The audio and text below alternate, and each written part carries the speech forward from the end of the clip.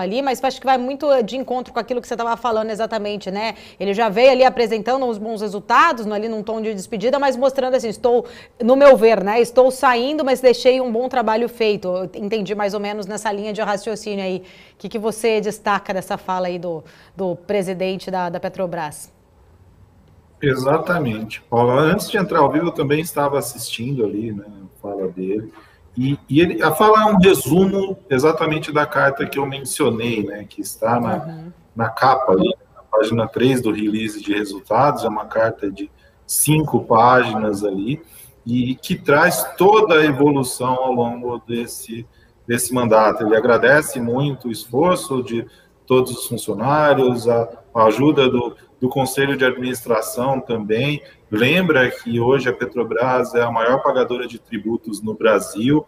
Nos últimos 2 anos pagou 375 bilhões em impostos no Brasil, fez a redução do custo caixa, como eu mencionei na resposta anterior. Então, a fala dele hoje na abertura foi num tom mais emocionado, sim, de despedida, e é um resumo do que está refletido nessa carta, na mensagem do presidente no release de resultado da companhia.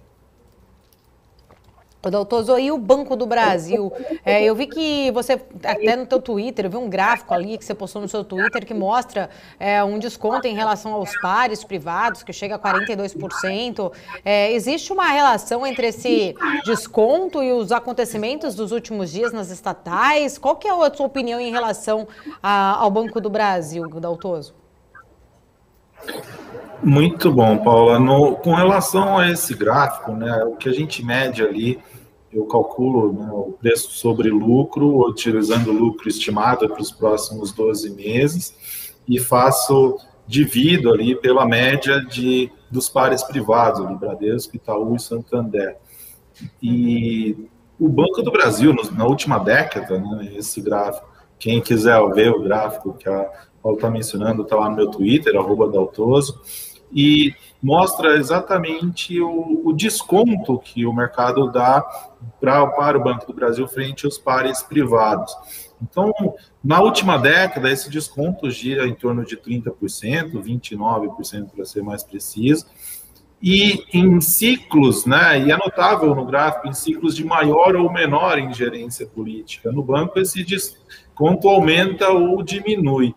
E ele chegou na segunda-feira, estava lá próximo de 35%, mas com a queda das ações de 11% do Banco do Brasil na segunda-feira, o desconto passou para 42%, como a Paula colocou, mostrando, sim, um risco ali de maior ingerência política, né, que eu falei, a fala do presidente com relação ao preço dos combustíveis e troca de comando na Petrobras foi feita de maneira equivocada. O mercado passou o seu recado na segunda-feira, com a queda das ações, principalmente das estatais, e esse risco de maior ingerência política se refletiu aí nesse maior desconto, né, com o presidente da República falando que, além da troca na Petrobras, teríamos outras trocas em outras companhias, que inclusive ia fazer ajustes no setor elétrico, mas o que a gente viu de efetivo é uma mudança de postura, dado o recado dado aí pelo mercado na segunda-feira. Daltoso, tem uma pergunta aqui no chat, eu também tenho outras para você, mas eu só vou fazer essa aqui rapidinho, que é do Helder. Ele está falando o seguinte, pergunta para o Daltoso se com o dólar a 4,80 e Brent batendo aí a casa dos $70, qual o preço de Petro que eles estimam para Petro em 2021? Num exercício de sensibilidade, nós tínhamos, por exemplo, até sexta-feira, um preço-alvo de Petro de R$ 38 para Petro 4, 39 para Petro 3, considerando um preço de Brent médio aí para o ano de 5,50, de 55, né, e o dólar a 5,55 também.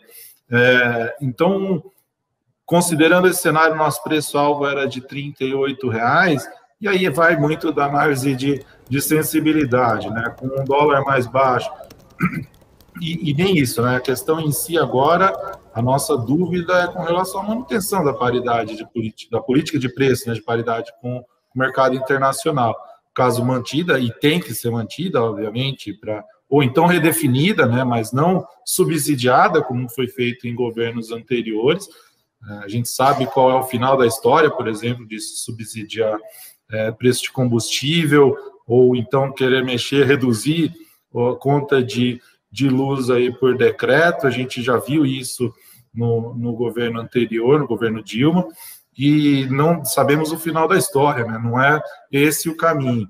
Então, mesmo com o dólar mais baixo, né, um Brent maior, caso a Petrobras mantenha a sua política de preços da maneira que está, de repasses frequentes ali do aumento do Brent, que esse é um ponto que questionamos muito, né, ao longo da segunda-feira, com o Brent subindo, como subiu nas últimas semanas, principalmente por conta do efeito da nevasca no Texas, e o dólar também se valorizando aqui no Brasil, né? Qual é a culpa, né, que tem o presidente da Petrobras com relação a esses fatores, né? Então, a troca, ele só estava cumprindo uma política de preços que foi definida, nem foi no seu mandato, é uma política de preços que já vem há algum tempo.